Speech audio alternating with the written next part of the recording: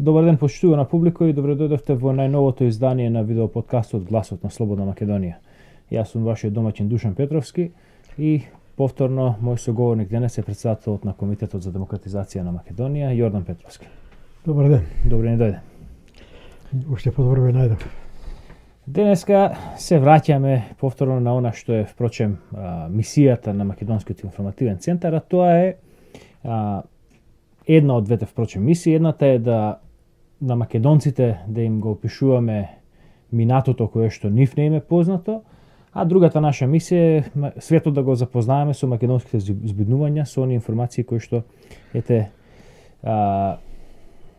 намерно или случајно не се разлеваат во светската јавност. Не само светот да го запознае, повеќе македонците, бидејќи македонците проблем што не ги и македонците се дел од светот. Ама не сакаат да ги осознаат, тука е проблемот. Да. За се има достапни информации. За сите случувања, зборам за период од 90-та навака. И тоа е проблемот. Да. Сега денеска токму ќе биде тема токму тоа, периодот од 90-та на наваму. Повод ни е интервју на Петар Гошев, своевремено прв човек на Сојузот на комунисти на Македонија, човекот кој што растури красна партија. Да. Така се луте комунистите кога говорат за него, тоа им беше растурил красна партија. Да, и тоа е впрочем една од оние постулати на градењето на митот за Петар Гошев како човек кој што допринел до растурањето на Југославија, дека тој бил застапник на македонски идеи и така натаму. Се тоа нормално ќе го разјасниме во текот на оваа дискусија. Интервјуто во прашање е дадено за слободен печат на 1 април. Случајно или не, ете токму на тој датум. Мислам дека датумот е секојаш природата или судбината или Господ се поигрува со таквите луѓе како што е Гошев и ќе ги натера на ден кога ќе кажуваат лаги, да ги кажуваат на 1 април. Така да нема ништо случајно. Сепак наслов на текстот, наслов на интервјуто е "Коронавирусот ќе помине, моралната чума потешко". Ние денеска нема да се занимаваме со првиот дел околу коронавирусот, туку со оној вториот дел околу моралната чума. Накратко само ќе дадам во три кратки црти што ми остави како впечаток интервјуто, со кое што во поголем дел нема да се занимаваме, само со 2-3 точки ние впрочем ќе дискутираме. Трите тези кои што повторно се туркаат во ова интервју, едната е дека плячката во Македонија се прави чисто од клептократски поводи. Да. Нема никакви задни тука намери за денационализација на македонскиот народ, за деморализирање на македонскиот народ, за убивање на неговиот дух и за ускратување односно убивање на македонската кауза. Да. Ништо, само плячка го праши. Втора е Гошев во интервјуто повторно си го наметнува сам својата мантра дека односно мантија дека тој бил единствениот вистински борец за Македонија. Да.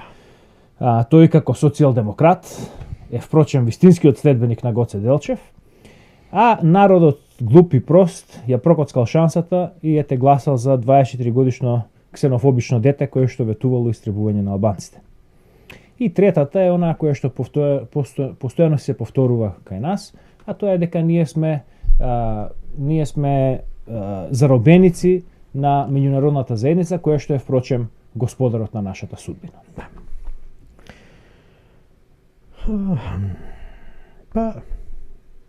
Да тргнеме со интервјуто.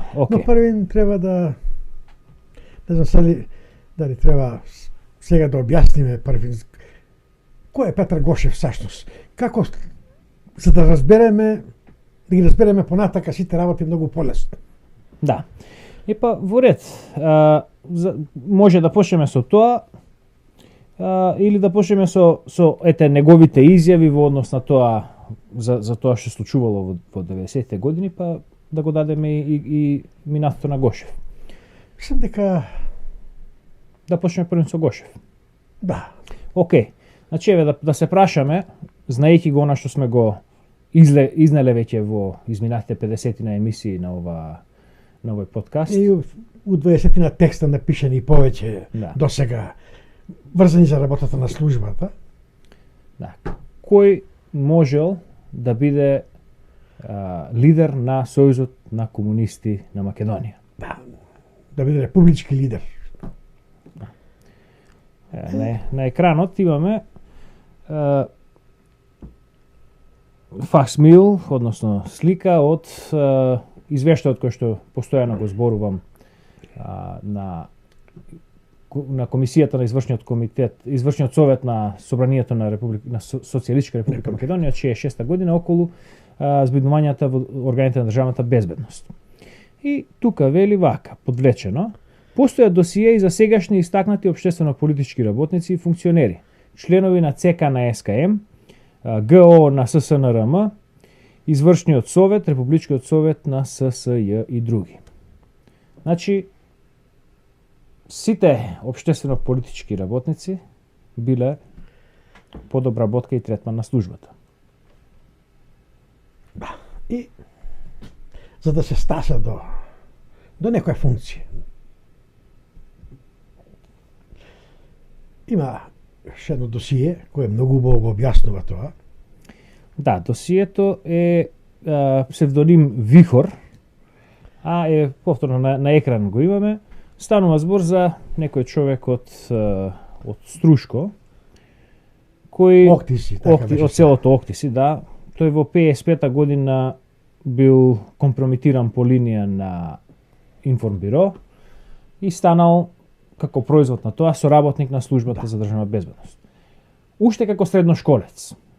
Значи, соработувал како средношколец, па како студент и потоа на натаму целиот живот напредувал се до позиција на председател на Општинскиот комитет на Сојузот на комунисти за Струга во момент кога се дерегистрира.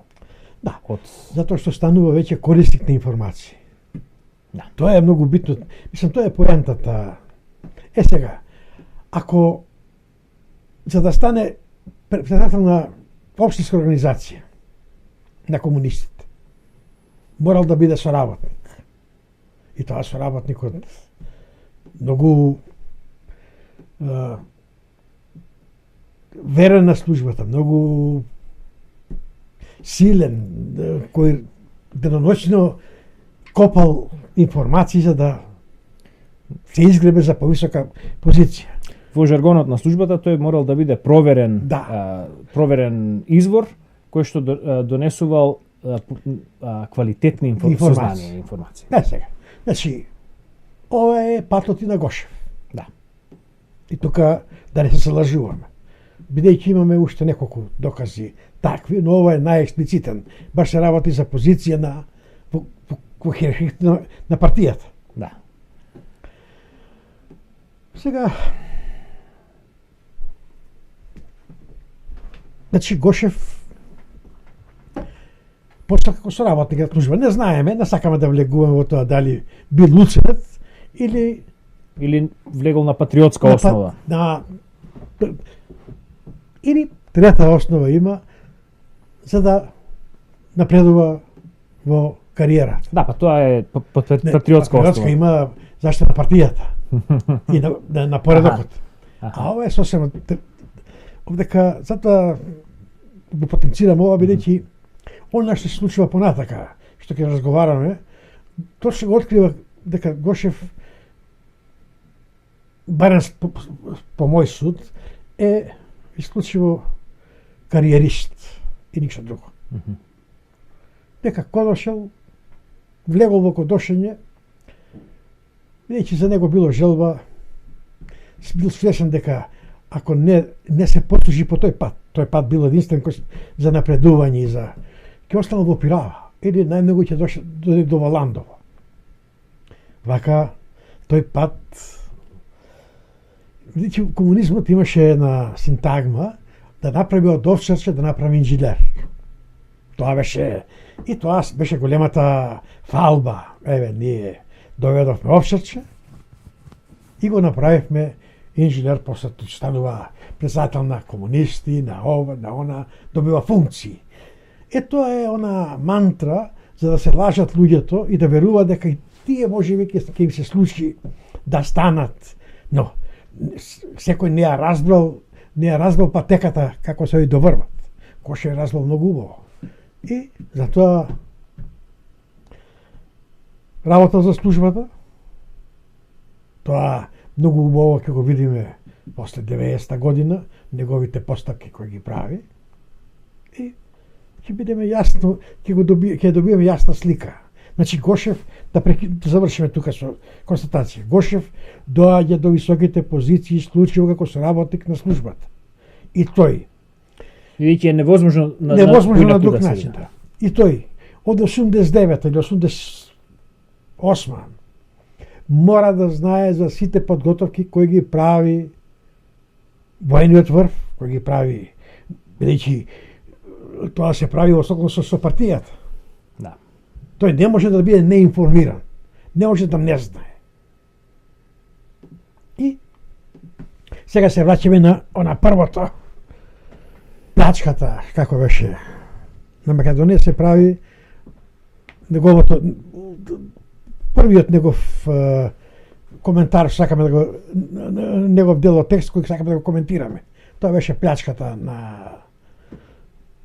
во Македонија се прави од чисто клептократски повод. Да. Тука е првата лага, и тоа голема лага. Адмиралот Мамула, кој е творец кој учествува во групата на пројугословенскиот КОС и ЈНА, подготвува план за сочувување на Југославија. И во тој план влегува Анте Марковиќ. Анте Марковиќ ја доби улогата на магионичар кој ќе овозможи на бившата комунистичка елита да направи приватизација на целата имовина без пари. Тоа е планот на Марковиќ, кој треба да го спроведе. Главни помошници на Марковиќ се Киро Глигоров и мислам еден од хрватски или словенски беше, не се сеќам сега точно, вториот кој беше економист. Глигоров е правник. Да не забравиме. Планот на Мамула е планот на ЈНА за зачувување на Југославија. И сега Мамула многу јасно вели во своите мемуари што е целта на тој план и на таквата приватизација. Да се сочува, вели вака,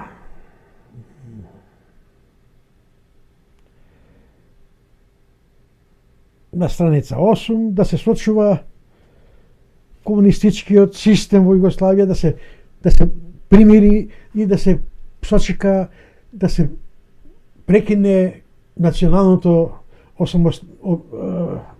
движења во бившите републики кои беа под капата на Советски сојуз. Да. Значи, извадокот е ставен на екран. Да, така да јас го интерпретирам. Да, тоа е дека треба да бурата да помине, да се најдат начини како да се преброди таа и повторно да се вратиме на старото. На старото. Значи Гошев ова не може да не го знае. Да. Нема теоретска шанса. Значи тој е од луѓето кои се спремани да го извршат овој план. И сега ќе одиме натака да видиме дека на вистина ова што го говорам се потврдува низ настаните во кои учествува Гошев.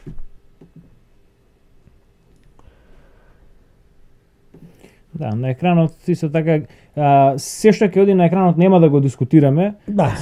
На гледачите ќе им дадеме една аудиовизуелна презентација на работите. Значи еве сега тука презентирам белешки меморандуми на ЦИА од периодот 71 до 86 година кои што демонстрираат дека во Југославија веќе настануваат сериозни финансиски проблеми. Дека комунистичкиот систем, комунистичката економија веќе е пред колапс. Колапс, точно така. И тоа е, впрочем, побудата зад овие планови на Манула.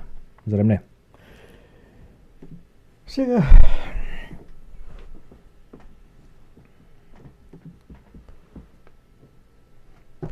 по неговата приказна дека тој е единствениот, сака да ни се представи како единствен борец за македонска кауза. И тоа е, тука е играта на 14-тиот конгрес на СКЮ, кога тој веќе во плановите стои јасно дека КОС, војниот врв, заговара државен удар,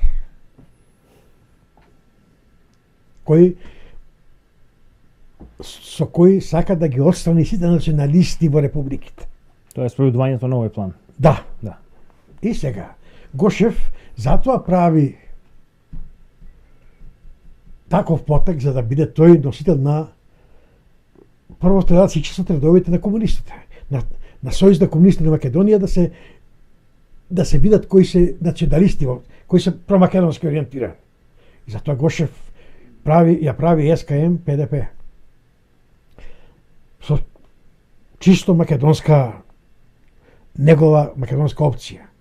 Дека е за отцепување за раздружување со Југославија и дозволува да се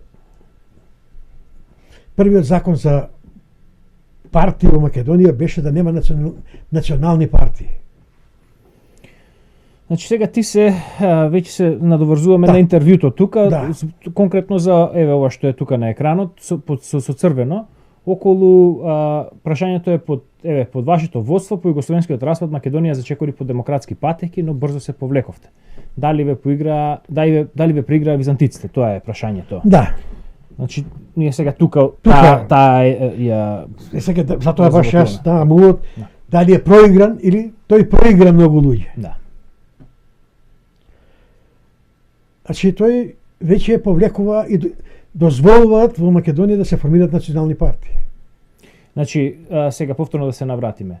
Во Југославија имаше некакви со години има некакви си наговестувања дека ете некои струи сакат да прават некаква си квази демократија веќе во 80-те години. Да.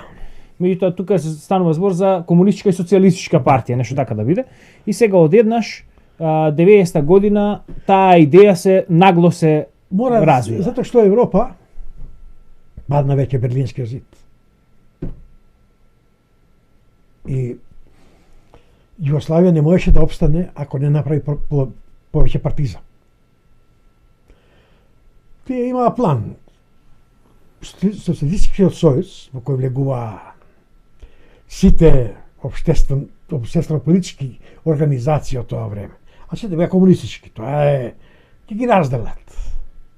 И така се случија СКМ ПДП, странката на југословените, Сојуз на комунисти, Движен за Југославија, Социјалистичка партија, реформските сили, реформски снаги за Југославија на Анте Марковиќ, кој сметаше дека со тоа што направи една лажна слика за благосостојба во Југославија, во неговиот мандат, краток мандат, пред да почне распадот на Југославија, потрошејќи енормно многу пари, дека сигурно ќе биде изгласан. Сега. Значи што имаме тука во први момент, значи имаме создавање на партии кои што се клонови на Сојузот за комунисти. Да. Меѓутоа, значи ти тука потенцираш се прави Движење за Југославија, Сојуз, што се, значи тие значи тоа се пројугословенските се одлеваат од ова СКМ ПДП и СКМ ПДП останува како македонска. А во прв момент национални партии не се дозволени. Да. Потоа затоа излезе МАК, како движење, не партија, бидејќи не можеше. И тука беше повторно играта да се извлечат на видели на националистите македонски.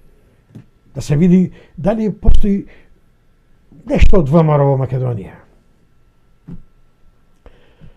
Но, бидејќи Мак не можеше да, немаше доволна сила, немаше во него, името не му, како да кажем, немаше доволна сила да го истера планот на... Па да, името, а меѓутоа кои беа луѓето во Мак? Луѓето беа што на Мак не му пристапија никој од ВМРО СДМР. Правда, никој не пристапи. И тука беше проблемот за службата и стана јасно дека не успеа да ги излечат вистинските националисти, македонисти да ги излечат. Не видели за да може да... Тие ги знаеа таа групата што беше прогонувана од 47-ма, но тие сака да видат што има сторено таа група во 47 до 90 година. Да, дали има подмладок, дали има нови луѓе, сето тоа беше многу важно. Да. И... Зашто во овие книги се гледа дека иако работеле службите на прогон на македонски националисти во од целиот период, меѓутоа конкретно за од 55-та до 85-та 90-та, иако се работи постојано на барање на новиот помалок, никако да најдат нешто сериозно. Се е во прашање некој во пијана состојба ќе каже нешто. Тоа се многу малку луѓе. Да. И за тоа им треба да најдат нешто посериозно. Да. И затоа се дозволува национални партии. И сега ти еднаш рече во разговор основачите на МАК биле прочитани од ВМРО СДМР, бидејќи во досијата и разговорите кои сум ги имал со Дане, со Смичко, секој поста на Скопје, Дане бил во друштво на Гане, на тие писатели, Дане имал многу блиски односи со Шишков. Но Шишков не припаѓал на таа група бидејќи за сите скоро од таа група постојат, сега не можам да не тврдам за сите, но поголем дел од таа елита која влезе во МАК биле соработници на службата. Тоа не го знаеле во ВМРО по документација, гледајќи ги документи, но искуството кое кој имате да препознаат кој е кој и никогаш не дошло до влегување на ВМРО СДМР правда во МАК. Влегле, Доцев влегува таму, Бог да го прости, но Доцев е човек на службата.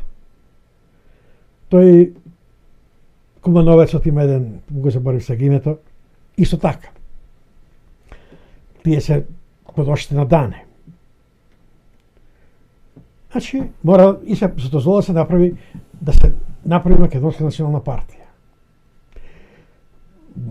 Пред да се случи тоа, Драган Богдановски прави Демократска партија на Македонија во Шведска.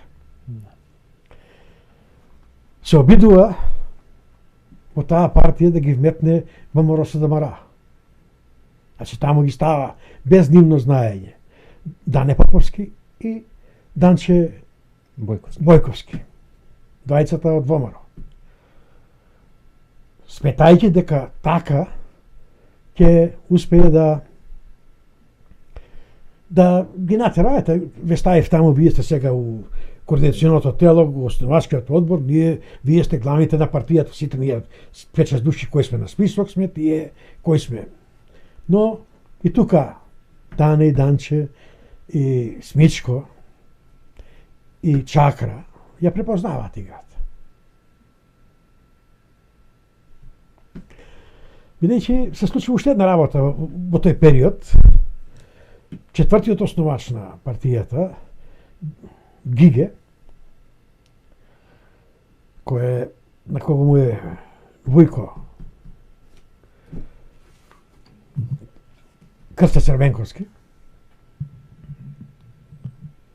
се обидува да ги наговори Данета и Смичко и Чакра и Љубена да направат партија ВМРО социјалистичка или комунистичка. И така да влезат на избори. Значи, од сите страни бил напад правен кон овие луѓе кои се основачи да ВМРО Содржавна правда, па дури од нивни член, еден од основачката група, за да ВМРО биде злоупотребено. Да биде само една маска и потоа лесно да ги командуваат, да нема тие да бидат кукли на конец. Ги одбиваат сите напади и бидејќи сум го напишал тоа, Смичко оди кај Ванчо Михайлов да бара дозвола. Сепак тие имале некој хиерархија, така е формирано и ВМРО СДМР, со дозвола на Ванчо Михайлов, тука да не се, тоа не може никој да го оспори. Па и Ванчо Михайлов никогаш не го оспорува во неговите писанија. И Крсто Стравенковски учествува во формирањето на ВМРО СДМР 46-47 години. Значи, имаме од една страна Крсто Стравенковски и од друга страна Ванчо Михайлов дава дозвола. Мора малку пошироко да ги објаснам овие работи. Внукот, реков, е гиге на Крсто Стравенковски, а чичкото на Гиге е Мрмевски, Благоја. Долго близок брат му на Мрмевски е човек од доверба на Ванчо Михайлов. И е погрешка убиен од обедината во Варна. Значи, имаме во врвот, во тогашниот врв, од основачите на ВМРО, овој Мрмевски е петиот член. Овој четворица се ги знаеме кои се Мрмевски, за него најмалку се зборува, тој е петиот член на основањето. И кога добива дозвола од кога при посетата на Смичко на Ванчо Михайлов, Ванчо им дава дозвола, нема проблем да направите партија, но биете сигурни дека ќе имате големи проблеми со Будба. Тоа е неговиот совет. Другата група која се обидува да направи во Македонија е групата околу браќата Борис Градишки и како беше име тоа што пишуваше, многу пишуваше мемуари. Ефтим Гаша. Таа група, но тие се откажале. Јас не сум учествувал, па погрешно реков, се откажаа бидејќи како да сум бил дел. Се извинувам за лапсусот. Се откажале бидејќи било јасно дека не може да успеат да направат ништо. Има преголем притисок од полицијата, од УДБА и Драган кога го направил тоа и на ова група на Дане, на Смичко, им станало јасно дека не може да направат. Ке имаат преголем проблем ако лезат сами да регистрираат партија. Затоа сум ги обидел документите од тоа спишување на рака и на машина. Почна да прават идеја да направат партија без името ВМРО. Но, барем од она што сум го слушал од нив, им било јасно дека со тоа ќе изгубат од она за што се бореле. Се бореле идејата на ВМРО да биде под името на ВМРО Македонија стане самостојна држава. И затоа влегуваат во преговори со Драган Богдановски да направат спојување на ДПМН на Драган Богдановски и ВМРО Содржавна правда да се спои во партија ВМРО ДПМН.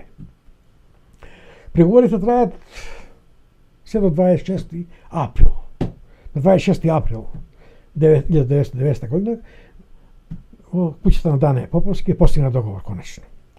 И од тогаш веќе потоа следи Основачкото собрание на 17 јуни и така натаму, веќе се е натаму познато. Но ова беше многу битно да се да остане забележано. Да немаме, бидејќи ова се работи кои за жал само јас ги имам забележано. Да. И сега уште само еден последен момент во ова, како да кажеме, во овој вовед. На екранот подолго време веќе стои извадок од една белешка од досието на Црномаров. Не е битен човекот, битно е овде што белешката е од 88 година. И сега, иако викат тука погоре дека човекот представува лабилна личност, лабилен карактер, без авторитет, познат како вечити студент, цена дека не е во состојба организирано да делува, подолу, значи два пасоси подолу викаат, во наредниот период се наложува потребата од интензивирање на обработката со преземање на комбинирани оперативно-технички и тактички мерки со цел следење, попречување и документирање на неговата недозволена активност. Па ништо чудно. Љупчо, првата службена белешка која јас ја имам за Љупчо Георгиевски 88 година. Значи, овие подготовки се прават од малку поодамна. Ама, тоа е, тука е, и затоа јас го давам овој вовед да се види дека се правени еден безброј обиди да се намамат националистите да влезат во некоја друга партија. Да, преку МАК, преку имаше таму некоја Народна партија на Македонија, така некој беше од еден адвокат во тоа време формирана, па земјоделска партија која имаше преку слоганот дека зошто земјоделска партија да биде тврдо македонска, е затоа што земјата е македонска. И тие, мислам, еден куп такви представител на таа партија беше човек со тврди бугарофилски ставови. Тоа беше јасно дека човекот е само да девалвира македонска мисла. Од тука, сега, значи, ако имаме една подготовка сериозна,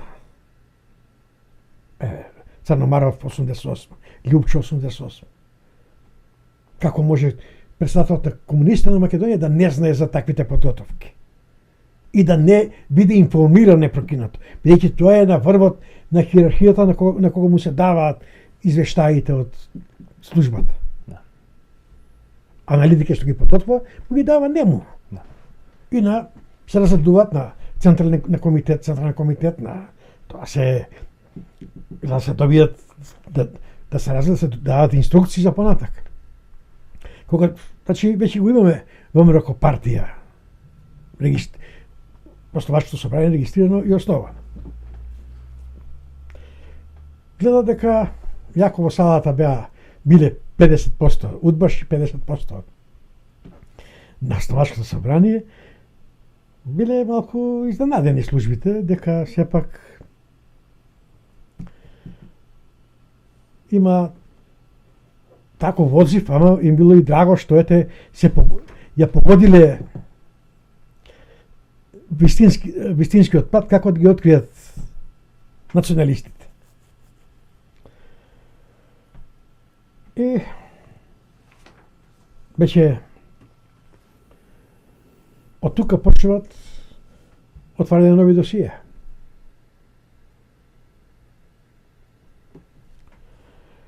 Изборите знаевме како поминаа. ВМРО освои најмногу пратеници, 38 пратеника.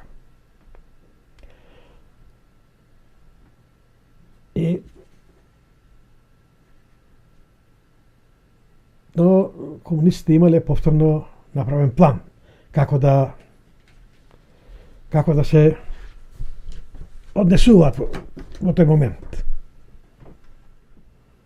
Значи добро, завршивме отприлика со оној дел околу Петар Гошев дека бил изненаден или изигран. Исто така разгледавме и овој дел околу прашањето на неговото тврдење дека Сојузот на комунисти веќе со 10-тиот конгрес на СКМ почнал да ја напушта старата идеологија. Значи што тоа веќе е сега. Како што ти веќе наговести, заврши изборите 90-та година, ВМРО освои најголем број на пратеници, не освои мнозинство, меѓутоа освои најголем број на пратеници, што со тоа требаше да му падне мандатот нему. Што се случуваше во тие... И ќе го добиеше мандатот. Да. Без проблем. Зошто не го доби? Зошто? Затоа што имаше еден состанок на Велешкото езеро по завршувањето на изборите. Ако сам поблиску микрофон. Иако остана 2-3 места се прегласуваат, но се знаеше дека ќе победи ВМРО ДПМНЕ. И дека разликата меѓу ВМРО ДПМНЕ и СКМПД беше голема, тие 2-3 места не одлучуваа. Така да победникот беше во секој случај ВМРО ДПМНЕ. Тие веќе имале план и тој план требало да го реализира Владимир Голубовски. Планот бил ВМРО ДПМНЕ како своја влада да го предложи извршниот совет, владата на Социјалистичка република Македонија, која ги спроведе изборите на чело со Григорија Гуговски. Јас бев на тој состанок во Велес, на Велешкото езеро, и сега зборувам како сведок на настанот, не како да сум прочел некаде или некој ми дал информација. Јас сум ги следам настаните и сум пишувал ова многу одамна, прв пат кога сум почнал да пишувам, го објавив овој настанот на Велешкото езеро, бидејќи тоа беше за мене јасна слика за улогата на Голубовски и дека службата била длабоко замешана во ова. Значи, за тој план не можел да не знае Гошев. Дека се спрема таква игра, да, ќе им дадеме ние на ВМРО да прават влада, ама владата ќе биде наша. Но, на состанокот во Велес, Љупчо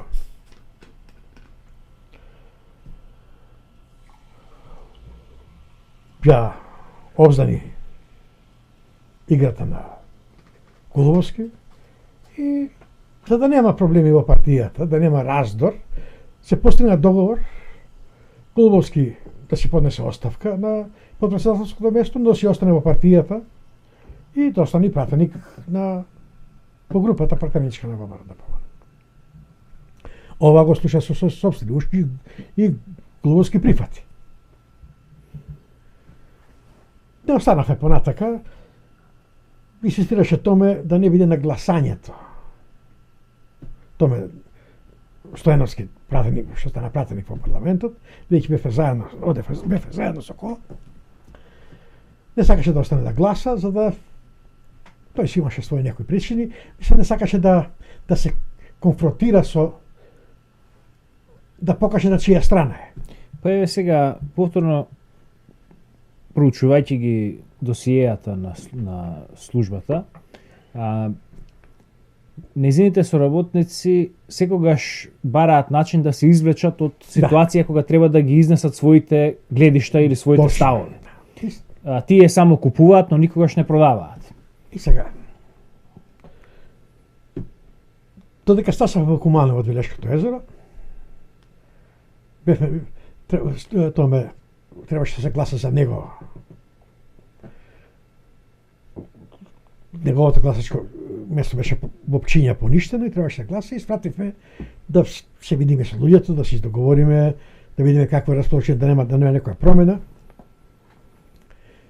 И помина 2-3 часа од нашето тргнување од Велес, јас кога доаѓа од дома, сопругата, мајка ти, ми кажува, сега беше Голубовски вика на телевизија, што се случило во Велес? Тој дрва и камења, партијата се распадна, богорафилското крило победило, едно другото, викам нема викам јас бев таму, немаше никаков разговор дека беше договорено да поднесе оставка, да не се разгласува ништо надвор.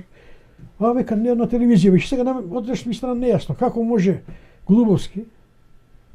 Тоа беше 9:30 навечер. Да, влезе во телевизија Скопје. До македонска телевизија. Така. Да. За време на дневник. Да, дава простор да оди во дневник во живо. Многу ситуација која веќе почнуваше да покажува дека тоа е Лупчовата реакција била 100% исправна. Но тука се договори уште нешто. Да се почнат преговори помеѓу македонските партии, помеѓу СКМ ПДП, реформистите на Андов и ВМРО ДПМН за поделбата на власта и да се направи една македонска влада која исклучиво ќе се занимава со осамостојувањето, нов устав и сите процедури за осамостојување на Македонија. Само сега сакам да те завратам на кратко, тука веќе зашто го спомна Голубовски и неговото обвинување дека ВМРО ете бугарашкото крило добило. Партијата која што или движењето кое што требаше да биде наводно нели некој си содружник на ВМРО ДПМН во тој период, МАК. Да. Што зборува тие во тој период? Тоа е после. Тоа доаѓа. Тука јас ова е на состанокот во Велес да се прави таа македонска влада која после година и пол, 2 години ќе се само распушти и сите партии кои учествуваат по својата идеолошка определба на избори за да потоа се води да се влади да формира политичка партија. Значи тука зборуваме за некоја аполитичка партија, нешто како стручна влада или не? Влада од овие 3 партии, но која нема да се занимава, нема да спроведува идеологија, него исклучиво да се устав кој ќе биде демократски, да спроведе да ги воведе тие основните работи, да заведе нов закон, да донесе знаме, грб, се што треба се направи. Тоа се. Значи нешто како пржинска влада, нешто во таа смисла, да не биде аполитичка, туку да биде сочинета од политичките партии, меѓутоа да не се занимава со идеолошки определби во ред. И тоа беше договорено и Лјупчо презде на себе дека ќе ги почне преговорите, дека ќе воспостави контакт и тогаш забиравме.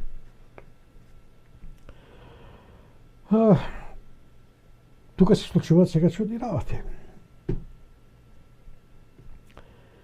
Само извини, ова е се на Велешко езеро. Да, ова е се на Велешко езеро. Океј, до. Затоа некој ќе дојдеме до веднаш у третиот ден или ден-два после тоа Голубовски бил во Куманово, бил кај Томе Стојановски и кај Бранко Скендерски. Да договара со нив да преминат кај него во партијата, тој веќе најавува формирање на партија ВМРО ДП, Демократска партија, и секој двата вестника во Македонија само за негови изјави дава, телевизија, како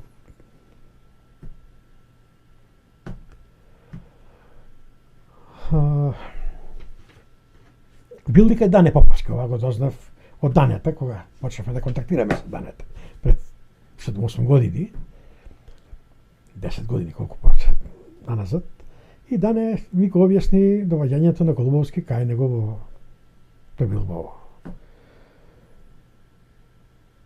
Јанковец, во Царов двор, сигурно, и го рекол дека сите, ги помилал скоро сите општински комитети, сите му даваат поддршка и ќе биде добро и овие старите ВМРО-вци да основачите и носителите на континуитетот на ВМРО да преминат кај негова партија.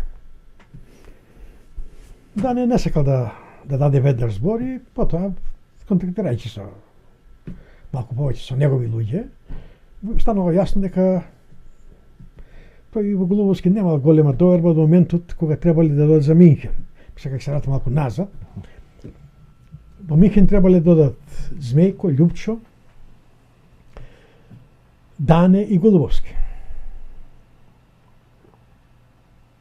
да се сретнат со Драган Богдановски во Минхен.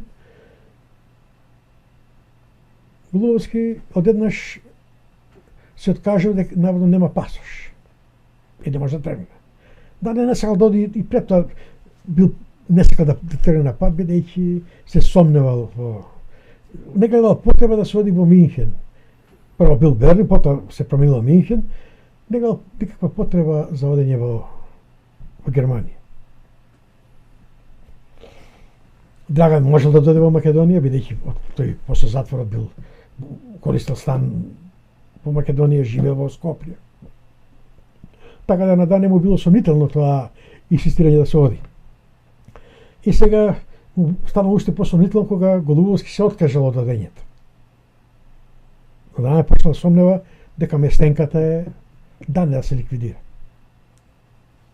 И Дане откажува. Така да од тогаш Дане имал една доза на сомнение кон Голубовски. Зато го објаснив ова, зашто Дане не прифатил да веднаш да ја подржи партијата на Голубовски. Во меѓувреме се случува друга интересна работа. Повторно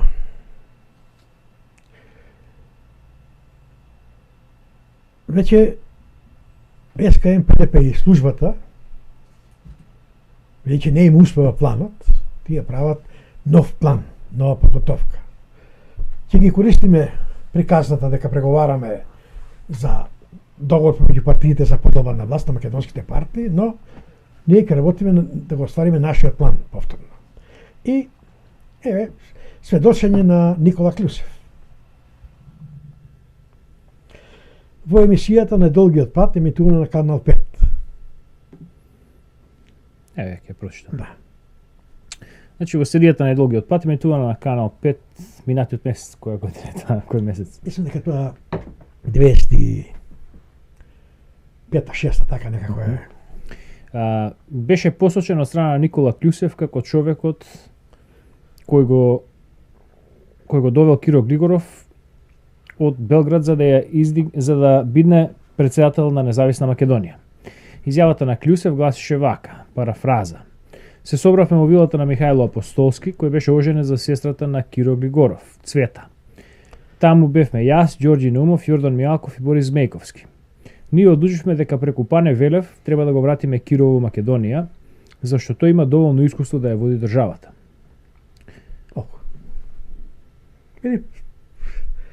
Изјавата ја дава мајката на Шкеринска. ова е говорила мајката на Шкеринска. Значи, Киро Глигоров не се враќа така случајно во Македонија, туку со предходно изготвен план. Да. Еве дека сега не може да биде ова случување после доаѓањето на Глигоров во јануари во Македонија, или да било пред да Голубовски се обиде да ја наметне владата на бившиот извршен совет.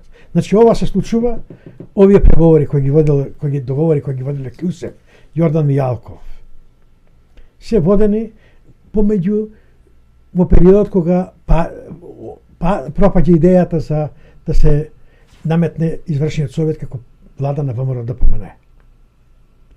Јордан Мијалков е всушност човекот број 1 во оваа група. Тој е највисокиот посташ по чин во КОС, во разузнавачките служби во КОС и во УДБА. Затоа и тој, да не шириме, затоа тој и е ликвидиран. Значи, веќе го имаме, почнуваат преговорите. Кога веќе е јасно дека не може да се одуговлекува повеќе, дека Андов и Гошев прифаќаат идејата и прават распределба. Мислам дека академикот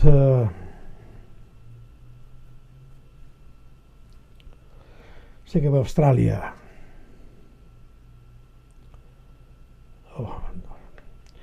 почна имињата да ми има вестник негова во Австралија Павловски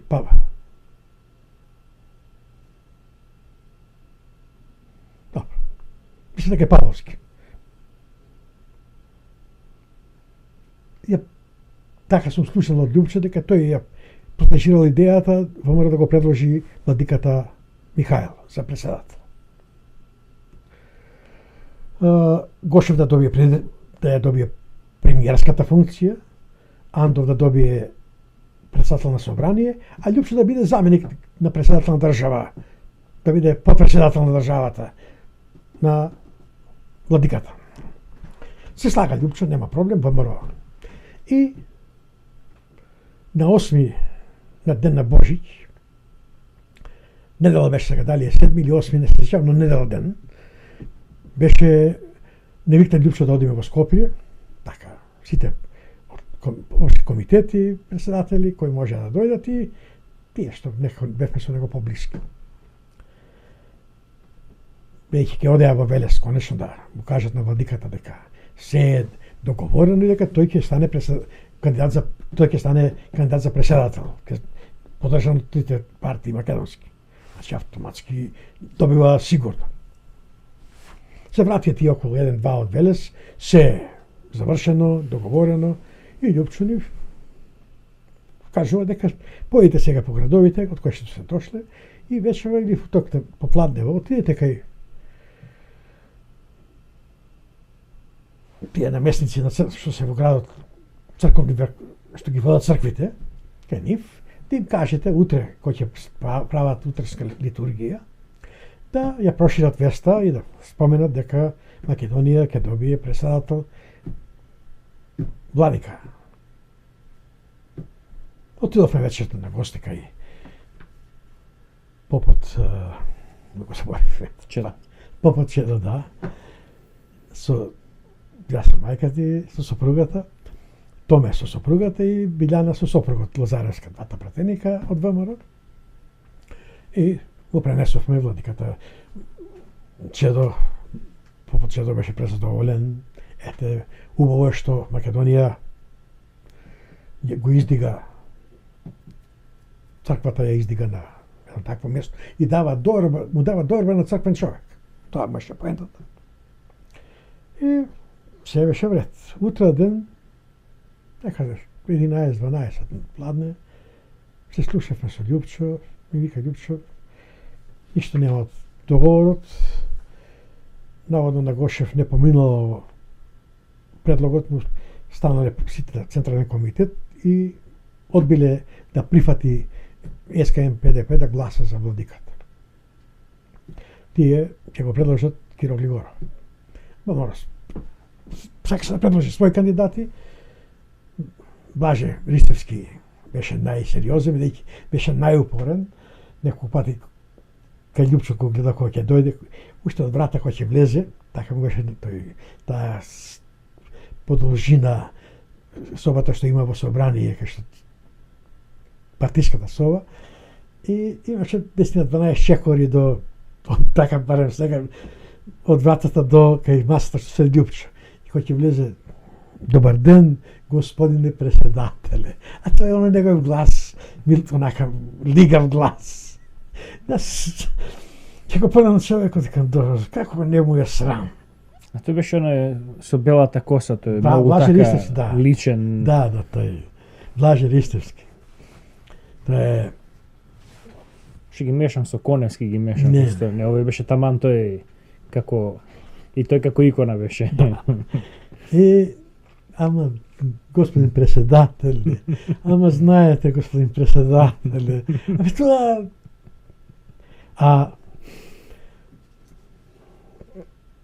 пред некоја, мислам, не пред некоја, преку 10 години, 12 има, разбравме, има документ, дека тој е ревидиран Ванчо Михайловист. Тој дела летки ние сме деца така, во таа форма дека тоа е Ванчо Михайловиќ, дека тоа... И сега одеднаш тој беше против... Не може да го смисли Ванчо Михайловиќ. И посебно неговата историја, единствено се величани, како историчар се величани Гоце Делчев, Јане Сандански, тоа комунистичкото крило, социјалистите, инаку никој друг тој не признаваш.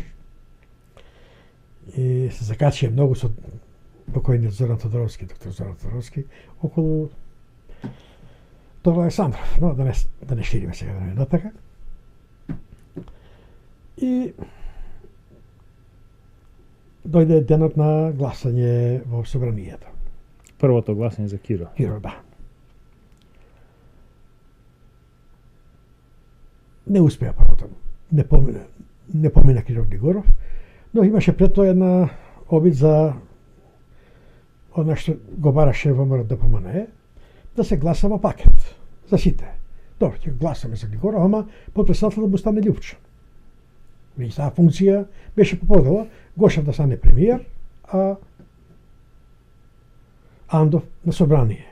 Не прифатија, него одлучија прво се гласа за Андов, за председател на собрание, и Андов беше избран. И од тогаш веќе почна пропаста. Го добија највиталното место во раце, Андов, превел манипулант, старо комуњариште. Знаеше да манипулира, да прекинува седница, да... Исто како што сега се однесува Заев, како се однесува собранието под команда на Заев. Тоа беше истата слика од времето кога Андов беше... Добро, што добива во оваа комбинација ВМРО ДПМНЕ? Ништо. И еве и пакетот да бил и да се гласува за пакетот. Се мислеше дека сепак ќе добие некое место министерско. Тој пакет беше таков дека сите партии Глигоров ќе стане председател на држава, не е голем проблем, но ќе се добијат ќе добие ВМРО некое министерско место, ќе добие потпредседател на држава, значи ќе се држи до планот дека таа влада ќе спроведе таа власт ќе спроведе планот кој е договорен меѓу трите партии. Само што е битната, само промената е што владиката, наместо владиката ќе биде Киро Глигоров. Тоа е. И затоа, но кога свати дека не сака да оди во пакет, тоа стана јасно на ВМРО дека се изиграни, дека нема ништо. И затоа тие гласаа против изборот на Глигоров, а и ПДП гласале против. И од тогаш почнуваат уцените на албанците. Потоа, на второто гласање е избран Глигоров. Чекај сега, до второто гласање, ајде објасни што се случувало. Значи, меѓу првото и второто гласање имаше малку извесен период помина. Па, до 13 дена, така некако. Но, во тие денови имав средба, една многу интересна, со председателот на Уставниот суд на Македонија, Јордан Арсов. Чудна коинциденција. Тој е зет на Мане Јаковлевски, на Гојко Јаковлевски, за родена сестра. И неврзан разговор, а се знаев со Јордан Арсов, благодарејќи на вториот зет на Мане и на Гојко, Илија. Тој беше директор комерцијален на Интеримпекс и купуваше од нашите производи. И за Интеримпекс и за неговиот приватен бутик, кој се викаше Милица по жена му или по сестрата на Мане на Гојко. И така се запознав и со Јордан Арсов. Пред да се случат овие работи се познававме, бидејќи му беше, така, на Илија, подевме, или ќе појдеме кај Илија, ќе го затечам Јордан Арсов во канцеларијата кај Илија. И така се спријателивме. И в тие денови тој се среќаваме, баш пред зградата на Интеримпекс. Јас го чекав Илија се симне доле, а тој тргнал кај Илија. И застанавме, викам Илија ќе се симне сега, па добро, ај ќе го сочекам јас. Бидејќи, вика, онака немам ништо И ми вели, знаеш кој ќе биде премиер? Како да не си грешка, да не се работа за председател. Не. Кој ќе биде премиер, вика, на владата? Викам, кој? Па вика, Никола Клюсев ќе се формира, вика, влада. Експертска ќе биде Никола Клюсев. Сега, значи, една многу чудна работа. Уште не избран Глигоров. Се знаеше кој ќе биде владата. Исти овие кои го доведоа Киро Глигоров, Клюсев, Наумов, Мијалков, ги добиваат битните ресори, еден е премиер, Јордан Мијалков ја води полиција, Ѓорѓе Наумов правда. Значи, меѓу трите најбитни функции ги добиваат тие кои го носат Глигоров.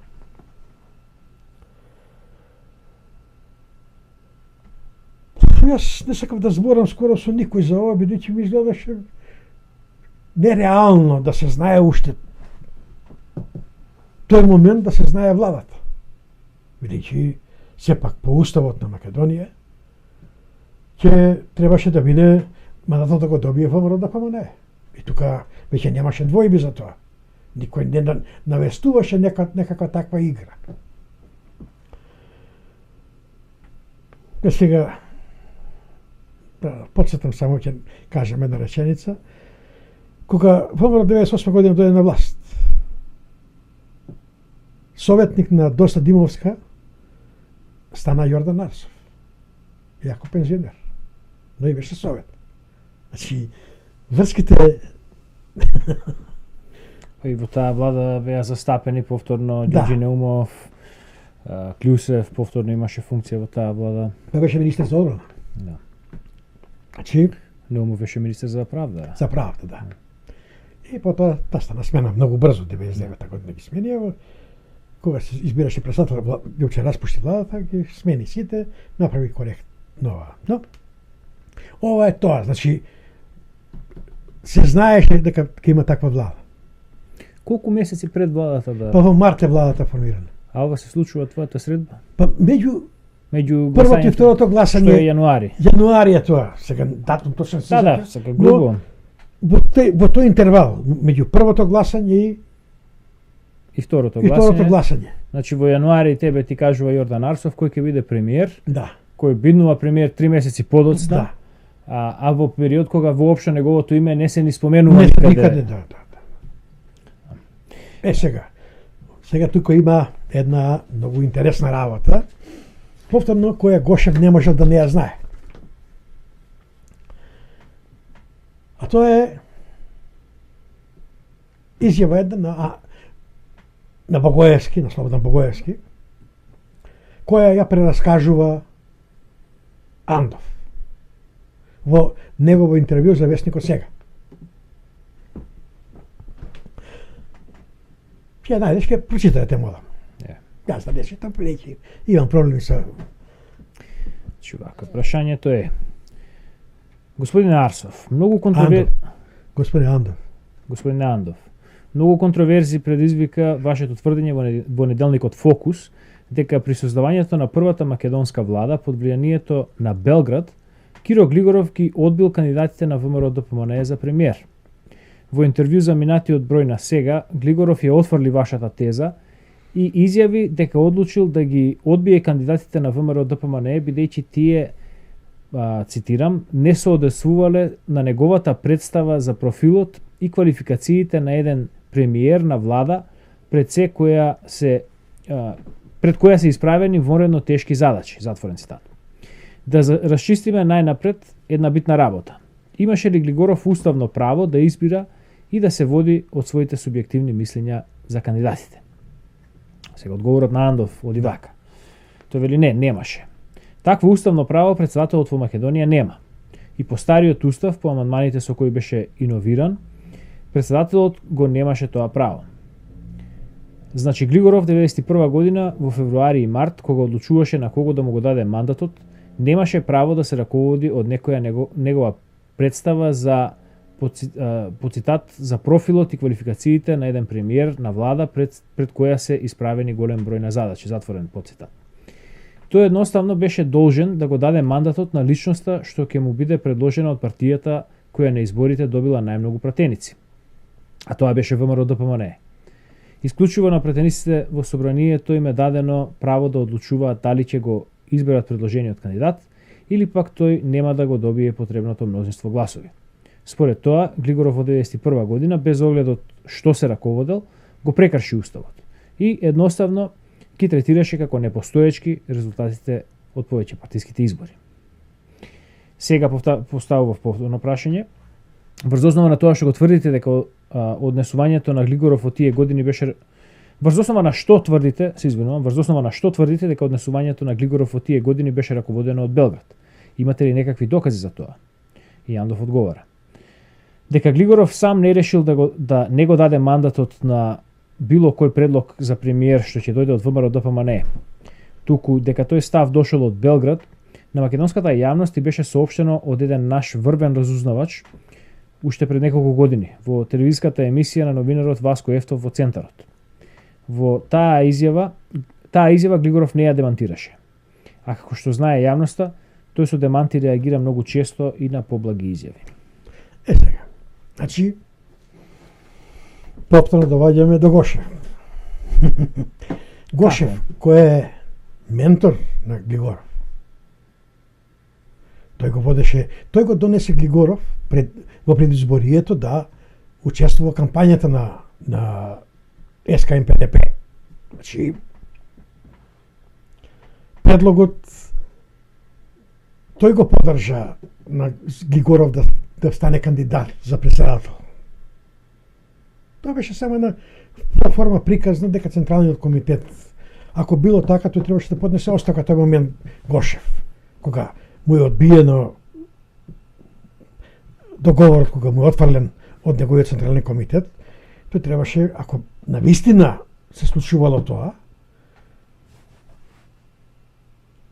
да поднесе оставка, бидејќи тој не можел да прави преговор ако немал одобрениот Централниот комитет на партијата.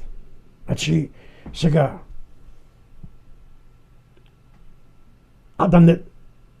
дека имал дадено дозвола од Централниот комитет да преговара, говори тоа што пишува вестниците за преговорите, како одат, што одат, се говореше меѓу луѓе, се информираа до каде се, што се. Сигурно дека партијата ќе реагирала дека Гошев не е овластен од Централниот комитет да води преговори. Така ли? Така да. Мислам, тоа е по логиката. Не може да... И сега одеднаш тие молчат 5-16-20 дена колку траја преговорите и одеднаш Централниот комитет вика не може, Гошев не поднесува оставка, останува да ја води партијата. Се нелогични работи кои само укажуваат на едно. Дека играта која е правена, Гошев ја знае во секој детал сегмент. Да, и уште некои работи го издаваат фактот дека тука станува збор за нешто матно, зашто, тоа е една страна сега ни изиграва некаков си принципиелен човек, а впрочем и година дена подоцна, 2 години нецели подоцна, тој си поднесе оставка од Социјалдемократскиот сојуз тогаш. Значи не било, тој бил способен да поднесе оставка кога тоа било потреба. Потреба на службата. Да. Не, оставката 91 година е потреба на службата. Да. Ќе дојдеме до тоа. Тоа е. Тука е таа. Значи, сега да се вратиме на уште една многу битна работа. Глигоров станува избран во собранието. Да. Како, што се смени, зошто падна на првото гласање, а помина на второто гласање? Се договорија дека Љупчо ќе го добие потпредседателското место. Мислам како беше, значи во првото гласање ВМРО беше против Глигоров, меѓутоа на и албанците беа. И албанците, меѓутоа на второто гласање веќе имаше поддршка за Глигоров. Мислам дека гласаа сите за тогаш. Но очекува дека Глигоров ќе го даде мандатот. Бидејќи додека не се конституира целото собрание со избор на председател, немаше кој да го додели мандатот. И затоа никој не знаеше како ќе одиграта до крај. Дека Глигоров ќе обструира ова што го говори Андо. Дека нема да го даде мандатот. Очекува дека сигурно според уставот тој ќе го даде мандатот. Дали ќе успее да направи влада, ВМРО, тоа е друго прашање. И затоа во тој период почна се води кампања дека ВМРО ќе направи коалиција со БДП и така ќе направи влада. И тука играше Голубовски голема улога дека го издаде македонскиот народ ВМРО ДПМН ќе прави со кушитарите коалиција ќе прави, така тој зборуваше. И само да се догреби до власт. По тоа време МАК, Лигата за демократија, одеа по Македонија и ширеа гласини дека ВМРО е пробугарска партија. Имавме и со Марјановиќ сум имал во тој време конфликти, и со МАК, со Јагнула Куновска и Анте Поповски беа дојдени во Куманово. И нормално сите ние кои бевме за самостојна Македонија, од МАК партијата, од ВМРО ДПМН, и тие ние кои не бевме партиски определени, отидовме на тоа да слушнеме, бидејќи јас нешто дадов пари на МАК кога се презентираше, бидејќи тоа беше прва партија која правеше презентација во Куманово. И председателот на беше адвокатот, го заборев името, Славе, се викаше во Куманово, тој беше председател на МАК, да ме запознае со Куновска и со Анте Поповски, да им каже дека еве, јас сум тој донатор од Куманово што им дал пари. Тоа беше наша пракса да помогнеме на партиите кои беа промакедонски и антикомунистички. Во тие ги бројував и партијата на Ѓорѓе Марјановиќ. Бидејќи тоа беше на пауза помеѓу првиот дел од разговор, кога тие држаа и сега се очекуваше да дискутираме, да се разви дискусија, тие цело време го напаѓаа ВМРО. И Славе ме запозна со нив двајца, ме представи кој су, и тие благодариме. И почнавме, јас реков, чекајте, јас не можам да ве разберам. Единствената македонска партија, која сега треба да ја поддржите, и која е во парламент, да формира влада. Вие сте дојдени тука да зборувате против неа. Пред луѓево кои се членови на ВМРО, на МАК, ама заради македонската опција, не за друго нешто. И јас се заминам, не сакав да останам до крај. Тоа беше некој дена после дојде Марјановиќ. Се сретнавме. Не, мислам дека прво време беше некој така некако. И со Марјановиќ имав една средба. Голема грешка направи ти бугараши што ги поддржа. Ме поддржа и вас. Во прв круг. И на вас ви дадов. Исти пари дадов на вас и на МАК. Како тоа викам сега? Ти беше антикомунист и затоа сакав ви помогна финансиски. На рамки на моите можности. Сега одеднаш ти си против ВМРО ДПМН, која е единствено антикомунистичка партија во овој состав на собрание. Ама знаеш, јас ова Ѓорѓе вика, нема што повеќе да разговара. Сега баш тука мислам дека можеме да одиме на втората точка тука кај Гошев.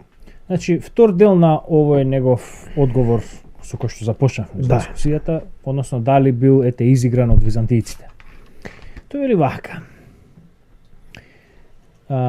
Клучното беше што моите драги македонци во вториот круг на гласањето му дадоа повеќе пратеници на 24 годишно дете, затоа што ќе им го дал Солун и затоа што албанците ќе ги фрлил во Јадранското море. Ете, се ќардосаа со него. А мене пак, поради тоа, во тој момент во главата ми се вртеа идеи за избор на друго занимање. Да. А пак остана. Ете. Да. Тука Кој ветуваше Солун во ВМРО? Првото ветување за оден на Солун е искажано од Драган Богдановски, затоа имам снимка, видео снимка, која мислам може да се најде на интернет, сум качил и сечена е. Во ноември месец 90 година, значи Драган Богдановски не е во Македонија за време на изборите, да помогне, дали има авторитет голем, дали Да, морално и материјално да помогне. тоа е столбот на македонштината. Така ни го третираат овие години, сите овие години Драган, дека тоа е главниот човек. Зошто не било Македонија да помогне во изборите? Него доаѓа во диаспората и шири невистини за ВМРО да помогне. Згора на тоа, тој ја прв пат истакнува дека ние следниот конгрес ќе го држиме во Солун. Вториот човек кој ја пушта таа теза, дека е на конгресот во Прилеп. Тоа е гостин од македонците во Грција и од Бугарија. И од Албанија имаше македонци од Голо Брдо. Мала преспа Голо Брдо. Да. И тој излегува на говорница и јас имам и таа касета имам. Само не сум го секал тој дел, немам време да ги сечам да го прикачам. Тоа говорницата идниот конгрес го правиме во Сол. Никој не споменува дека одењето на Солун. Никој не го изрекол од врвот на партијата. Има уште еден пример јас најдов. На основачкото собрание на ОК Битола, Да. на ВМРО ДПМНЕ, соработникот Питомец ја издал изјавата дека треба културно, а не со пушка да влеземе во Солун. Ама повторно и тој зборува за Солун. Значи, ово е прв. Да. Затоа што Драган Богдановски е во ноември 90 година, ова е основањето е меѓу првите основањето во Битола. Во Битола, мислам Летото 90 да, година. летото 90 година. Така да, значи ова е првиот кој и јасно се кажува кој е човек. Да. Соработникот на УДБА, Да. на службата. Значи дали треба поголем доказ дека тоа се е местенка на Гошев. На човекот кој е дали македонец и Да. И сериозен човек, а не 24 Да. годишно дете што промовира на Гошев, на тоа ксенофобија. не може Гошев сака да го девалвира ВМРО. Да. Со ова изјава. Никој не гласаше за Љупчо. Сите гласа за тоа што го збореше Љупчо, што ја збореше идејата за самостојна Македонија, за македонски пари, за македонска репрезентација, македонска војска. Тоа е она што Гошев не може да го свари. И на тие избори немаше друга партија со презнакот ВМРО. Немаше, да, немаше. Ние потоа се формираа партиите. Така да тука се таа изјава, оваа изјава на Гошев што ја дава. Кажува јасно колку е тој длабоко антимакедонец. И колку е верен на тоа што го училе комунизмот, што го научил, што го учила Комунистичка партија на Македонија. А тоа е и до поклонство на Југославија и на Србија. Сега да го докажеме ова, не само на зборови.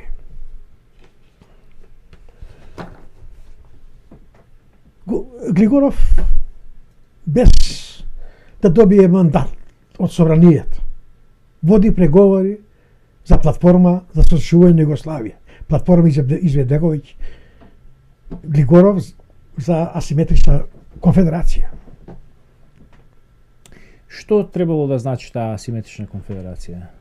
Па Словенија и Хрватска да бидат во конфедерален статус. Значи де факто независни држави. Да, ама да останат две-три работи да останат. Валута, војска. Сега не знам точно, да не. Ма меѓу тоа е грубата. Нешто од тие беа. Во федерален статус да останат Македонија, Босна, Србија и Црна Гора. Тоа беше. Значи под централистичка власт на Белград. Да, Белград. И сега Гошев зборува дека тој бил за самостојна Македонија. Тука е лагата. Еве што изјавува Глигоров. Македонија е заинтересирана за тоа да се зачува југословенската заедница. Ова е изјавено на 6 март 1991 година во Љубљана од Киро Глигоров. Да. Понатаму тој вели ние друг избори немаме. Непрекинато разговараме се додека не дојдеме до решение. Тоа ќе го заклучиме и заеднички. Едни ќе речат дека ќе можат да живеат во оваа земја, други ќе речат дека можат да живеат под овие услови и сите ќе констатираме дека можеме да живееме заедно. Има можности за зачување на Југославија и има услови за тоа. А кога станува збор за Македонија, животно сме заинтересирани да се зачува југословенската заедница и сакаме во тоа конструктивно да учествуваме и да соработуваме. Кога ќе помине ова време, ќе се увериме дека не само што мораме, туку и умееме да живееме заедно и заедно да го градиме нашиот заеднички дом. Југославија и само Југославија. И ништо друго освен Југославија. И сега Гошев кого донел во Македонија?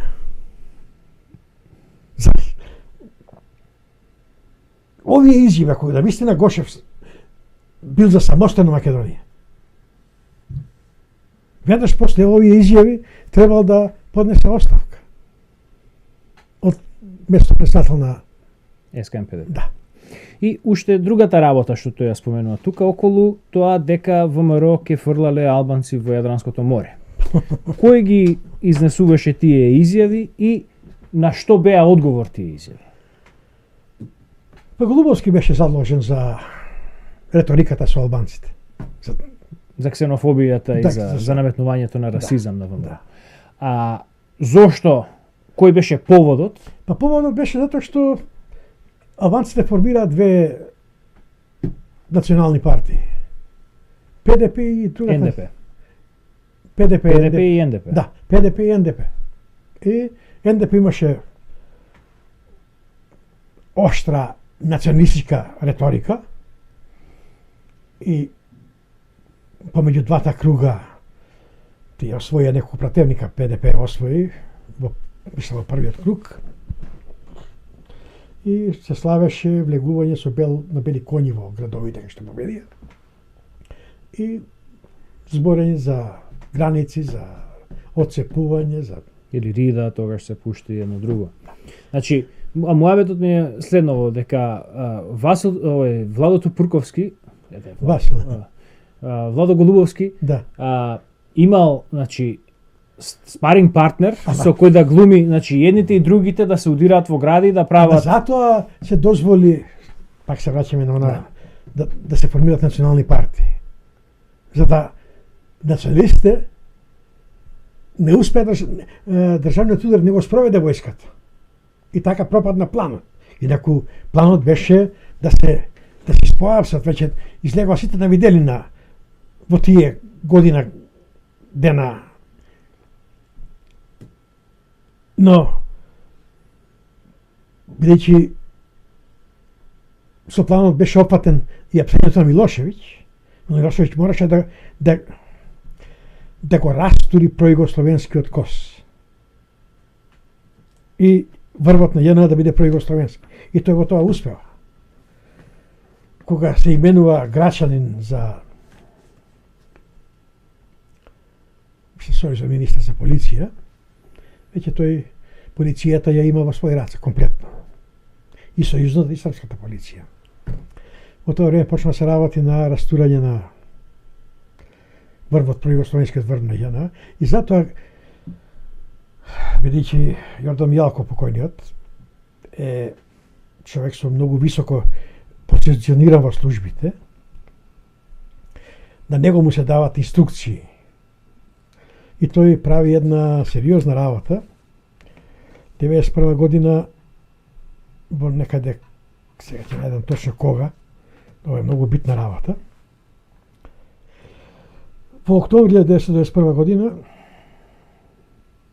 Јордан Милалков побарал од структурите на МВР да добие информација кои се соработници на некогашниот КОС во Македонија.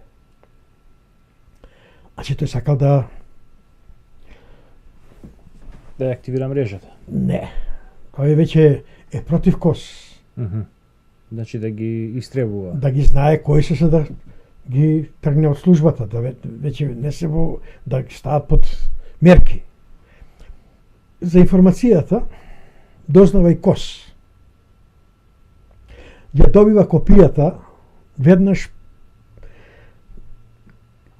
и во Белград денес се закажува седница во на Генерален штабот на ЈНА.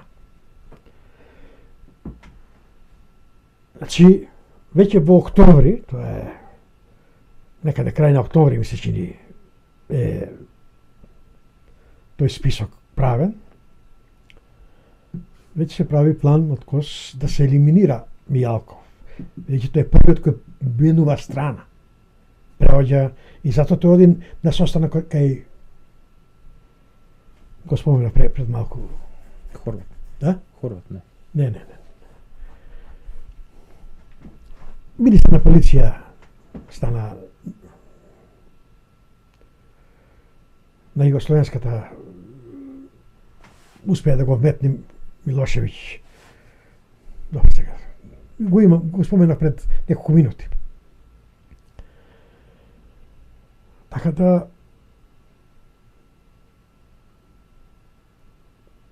Глигоров се обидува да го вразуми и сакаше да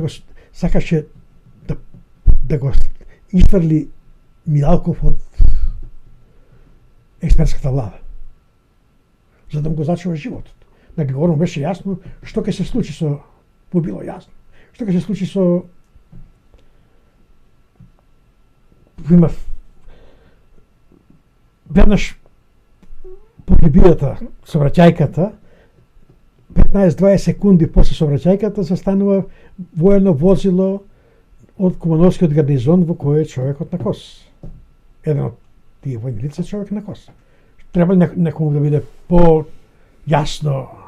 Интересно е што после Мијалков Киро Глигоров е вториот македонски политичар што доживува атентат. Да, само по друга основа. Да, меѓутоа интересно е што двајцата таква судбина ги снајде, што биле Киро бил свесен што го чека неговиот пријател. Епа Глигоров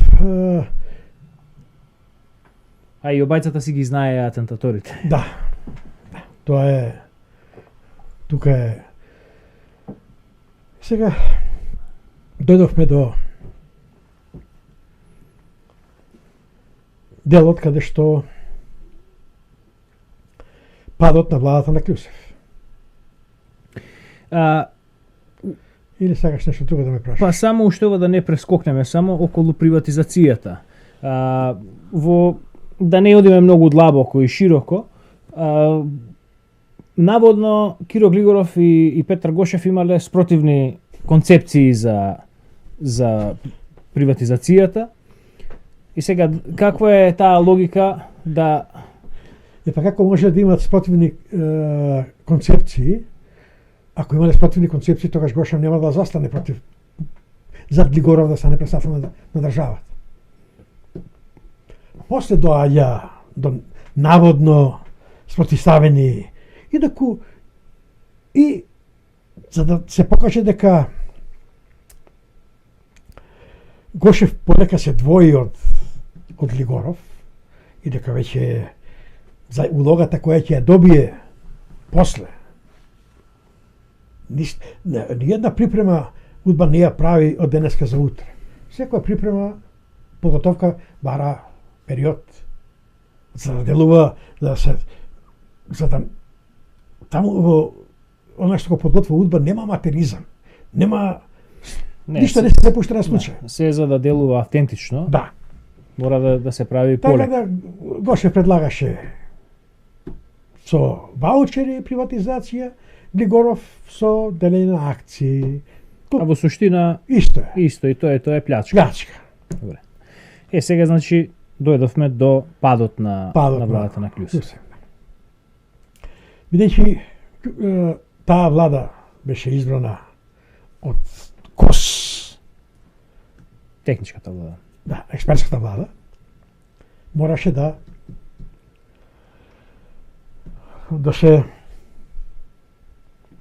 се избере нова влада која ќе му пружи на Милошевиќ доказ дека веќе Македонија стои на неговите позиции. Не е веќе на пројугословенски, туку на великосрпски. Великосрпски, да. И се руши владата на Клјусев, иако според уставниот закон после паѓањето на Клјусев владата на Клјусев мораше да се распишат избори. Но Глигоров беше свесен дека ако се распишат избори не е сигурно дека тие ќе победат.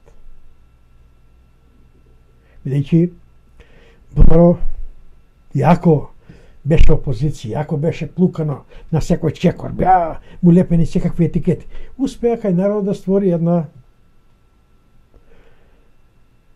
да ја види разликата помеѓу комунистите, дека останале повторно комунисти, и Бомаро кој сепак се бори за Македонија и за некакви демократски принципи. Затоа и тука е повторно направен нов државен удар. Глигоров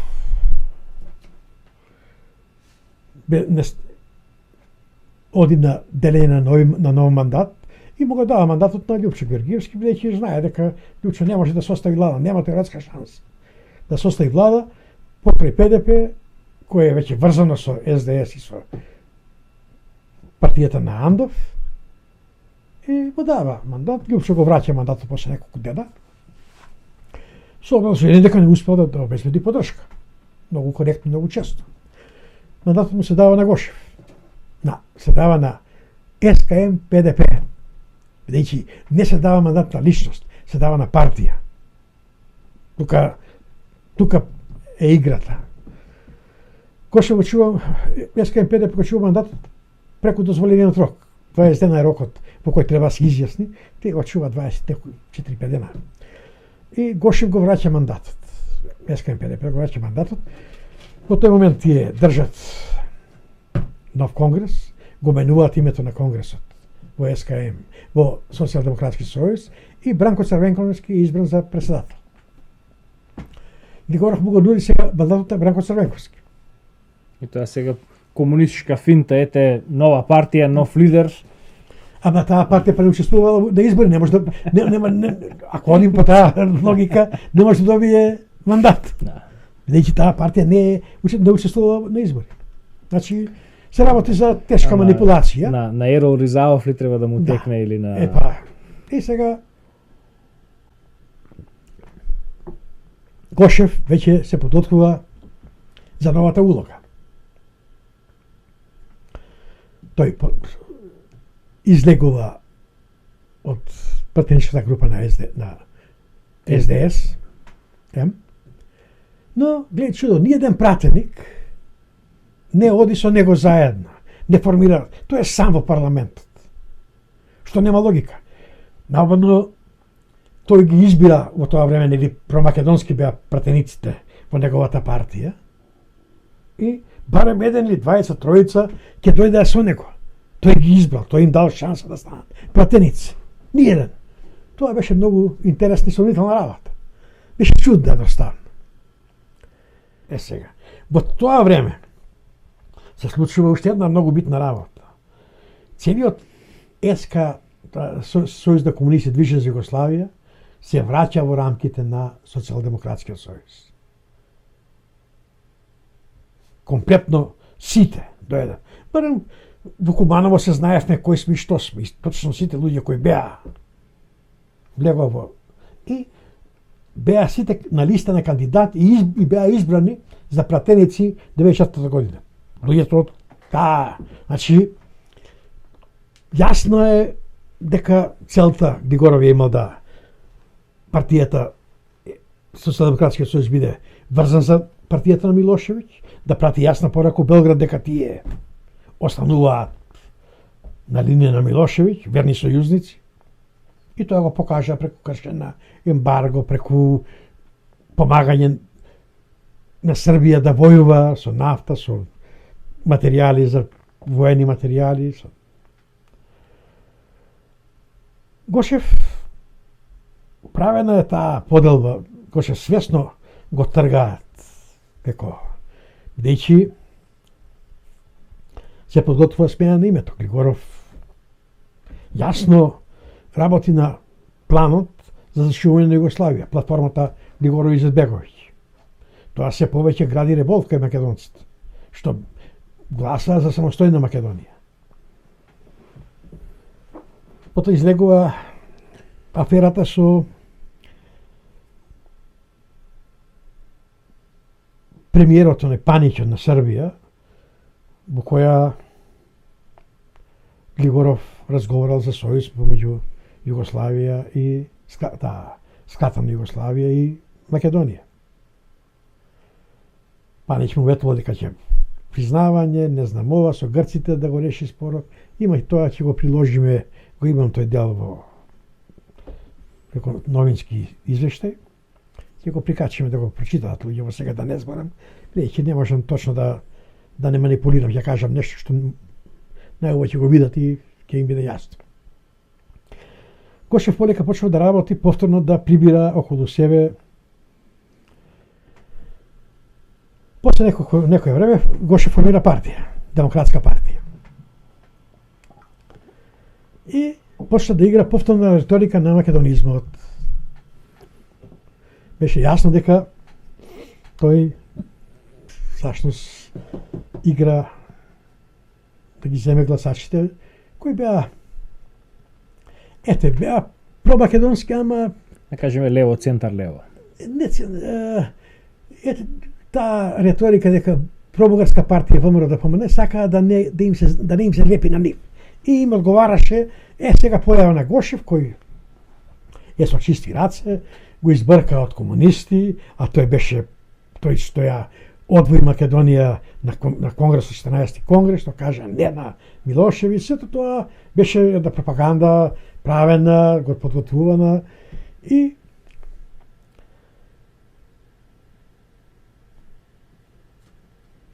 Македонија мора да помине даде свој кандидат за председател.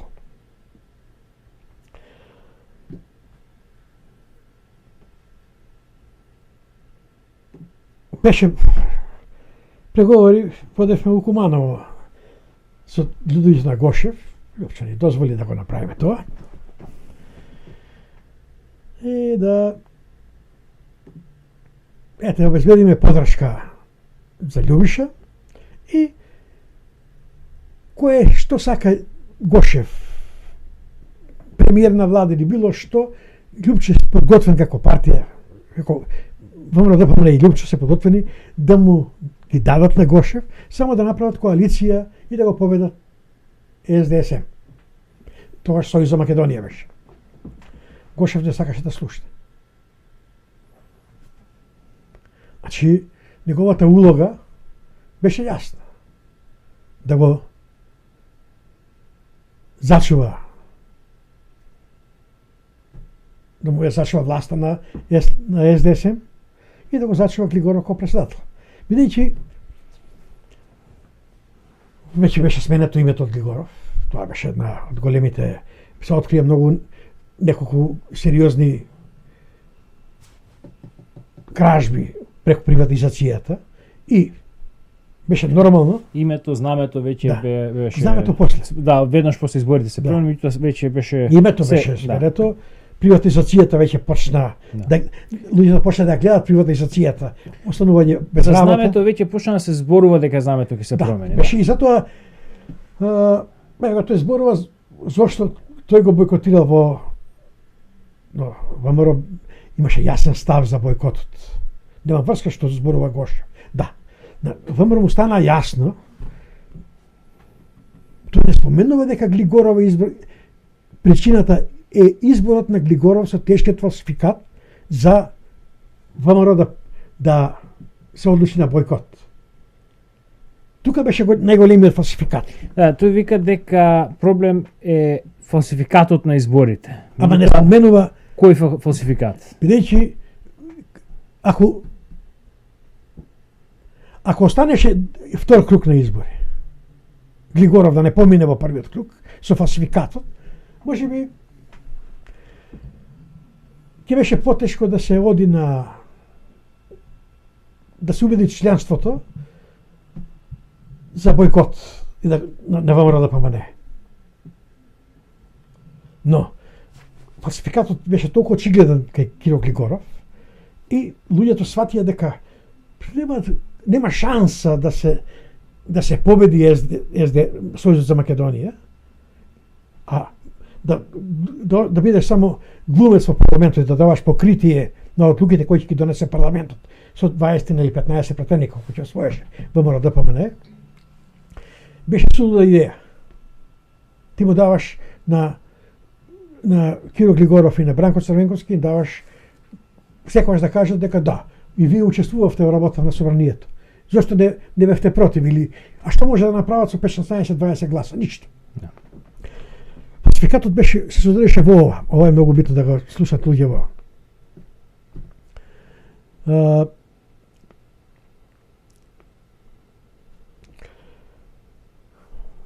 Покрај запишаните во гласачките листи, може да гласат и луѓе кои ќе се запишат на самите избори, ќе дојдат и со лична карта, и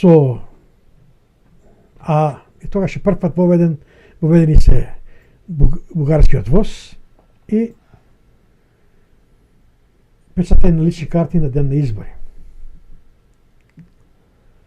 Тие што гласа, што ги немаше во изборички список, беа запишувани во тетрадка, посебно. И кога дојде пребројањето на гласовите, и тие кои, бидејќи збирно се избројали гласовите, Киро Глигоров имаше, да кажеме, 750.000 гласа. Во избирачки список беа запишани 750, тоа е 1500, значи 1460 нешто илјади гласачи. Милион, да. Сега. Ако се додаде овие 30.000 на избирачкиот список, тогаш Глигоров не поминува во прв круг. Овие гласови се бројат... Зашто се покачува бројката за 50% плюс 1, сега станува поголема. Поголема. Малку се само со 30.000 гласа, треба повеќе. Да. Значи, фалсификатот тука е што се додаваат од една страна нови гласачи на избирачкиот список. Се на Глигоров. Да, меѓутоа не се бројат во вкупниот број на се бројат кога се бројат гласовите, меѓутоа не се бројат како дел од вкупниот број на гласачи. На избирачки список. Да. И тука е мислам дека тој записник на Глигоров не е подпишан на изборната комисија. Бидејќи Ставре Джиков беше член на изборната комисија, не знам уште кој од ВМРО, тие поднесо оставки. И тој список, тој не е подпишан тој. ВМРО оставката, бойкотот на избори го образложи со тоа дека не сака да стане само да ги аминува одлуките и да стане соучесник во носењето на одлуките, промената на знамето, веќе беше се наговестуваше времената спогодба, сите барања грчки да се исполнуваат. И тоа го има во едно интервју на Доста Димовска, ќе ти го дам, ќе го прикачиш. Го прикачи веќе, пак ќе го ставам. Да. Така да тоа е вистината. Сега, зошто не го спроведе Љупчо кога дојде на власт 98 година, тоа што беше договорено 94 година, тоа е сега друга приказка и кога ќе збориме за Љупчо ќе објасниме тоа. Да. Инаку, ако се погледнеше збирот во првиот круг на гласање,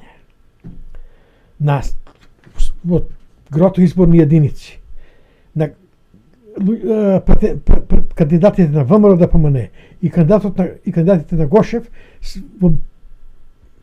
во првиот круг да избори ќе освоја многу пратенички места веќе, ако беа коалиција, ако не беа подвоен. Јасно е дека и Гошев потоа си тераше негови приказни, како и сега што тера приказна. Ето е. Дали имаш уште нешто?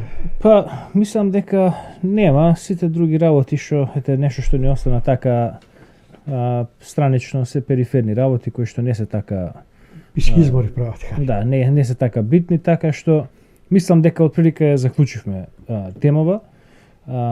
Се надевам дека ете успеавме повторно да ви го задржиме вниманието и се надевам дека ви отворивме ете нов прозорец кон вистинските збеднувања за она што се случуваше во деновите кога се ствараше таа наводна независна македонска држава, кои беа клучните играчи, зошто тој проект беше мртвороденче од самиот почеток и кои се оние тајните играчи кои што во секој момент остануваат, нивните улоги остануваат заматени, прикриени. Ете, во Воведов на ова интервју новинарот Зоран Ивановски повторно го фали Гошев како голем експерт, голем економист, како скромен човек, како ете интелект кој што каква среќа имала Македонија да ете тој човек да и се најде на пат. А вистината е сосема поинаква и се надевам дека ете посебно на овие нашите млади гледачи кои што мислам дека го сочинуваат поголемиот дел од нашата публика, се надам дека ете ќе им се расветлат овие работи. Зашто? Се прават големи манипулации, особено околу овие луѓе, околу луѓево како Киро Глигоров. Како еве за Љупчо, се повеќе луѓе знаат дека Љупчо бил некаква штетна појава во сето тоа. Меѓутоа Гошев скоро никој не го памти. Но Љупчо не беше штетна појава од 91 до 94 година. Да. Па дури да. Но тука и уште една работа. Му понудив на Зоран Иванов на Facebook. Дали го прашав дали ќе сака да објави работи кои Гошев ги манипулира во неговото интервју. Не му реков дека него споменав во интервјуата, пошто веќе направи второ интервју со Талјат Джафери, дека еве дали е подготвен да ги изложи тие негови интервјуа на критика, на аргументирано посочување каде неговите тврдења не се интервјуирани луѓе кажуваат невистини. Па еве тука пише. Ама викам јас Знаеш, еве сега деновиве со корона кризава се случи едно вистинско чудо во македонската медиумска јавност. Сите оние новинари кои што до вчера ти кажуваат дека не можат тебе да те вклучат преку Skype или преку интернет да те вклучат тебе на интервју, одеднаш сега вклучуваат луѓе со мобилни телефони, во исти момент се договараат интервју и ги вклучуваат. Повторно твојата врска никако да се вклучи. Знаеме, тука има нешто проблем. Може би што е 5G овдека, може да, тоа. Може тоа или ете, има некој интернетот не ни чини. Не ни чини. И така секој пат кога ете ќе се понудиш за полемика или ќе се понудиш да расчистиш некои работи кои што се во корист на Македонија. Ти не бараш за тебе твои амбиции, ти немаш никакви политички. Никош не сум имал политички амбиции. Меѓутоа, секој пат кога ќе се понудиш на такво нешто, секогаш се наоѓаат технички причини поради кои што не може да се спроведе. Еве сега исто е и со Зоран Иванов, значи повторно тој нема технички способности да ти даде интервју, да ти даде шанса на еднакво ниво какво што му даваете на Петар Гошев, на Талјат Джафери да ги шират нивните манипулации, кога е во прашање побитување на тие информации, на тие лаги, побивање, тогаш нема технички простор. А кога треба да се шири повторно нешто што им одговара на нив, се наоѓаат секакви технички решенија. И па, види, Молчам, па добро. За друг пат ќе го оставиме тоа. Ќе речам повторно, ви благодарам на вниманието. Останете со нас во нашата потрага по вистината, затоа што само вистината е она што ќе не ослободи. До следниот пат, до гледање. До гледање и од мене. Земјо